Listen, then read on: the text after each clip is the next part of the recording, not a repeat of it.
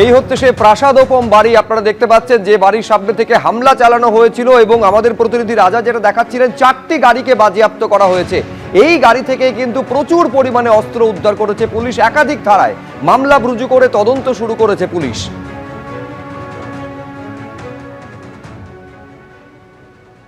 এর বিষয়ে অভিযোগের শেষ নাই। এবার কি বিষয় বলে স্টার্টিংটা কোথা থেকে বলবো। এবার এ হচ্ছে একটা মাফিয়া, মানে এরকম মাফিয়া সন্ত্রাসবাদী, যেটা বলার এখতিয়ারের বাইরে। এর কাছে কোন জিনিসটা নাই। পিতা সমতুল্য লোককে মানুষে কথা বলা যাবে না, কথা বললে ওর এগেনস্টে কথা বলে চর মারিয়ে দেবে। মানে পশ্চিমবাংলার যদি ডন বলে ধরেন, অভিষেকের থেকেও ডেঞ্জার। আমি নিজে ছিলাম এখানে, আমি সিজ করাইছি, আমার ওয়াইফ আর আমি। পুরা বাড়ি তল্লাশি করা হয়েছে এর। ওর এক একটা খাট, ওর এক একটা চেয়ারটার দাম 5 লাখ টাকা, যেটা মনে হয় আমাদের জলপাইগুড়ি রাজা বসে নেই ওরকম চেয়ারে। 350 ফাইল পাওয়া হলো, হাতিয়ার পাওয়া হলো। আর কি চাবেন? ওই দিন 9 রাউন্ড গুলি চালাইছে, আমি তো বাড়িতে প্রেজেন্ট। ওরা মিছিল করতে আসে নাই, ওরা যাচ্ছে ভাবরি দেবী মন্দিরে পূজা দিতে।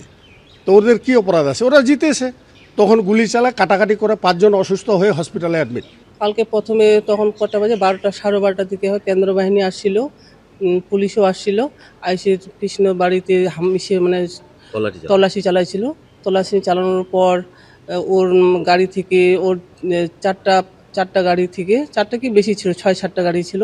গাড়ি থেকে তলোয়ার পাওয়া গেছিলো একটা বড়, আর 4-5টা খুপড়ি রড পাওয়া গেছিলো।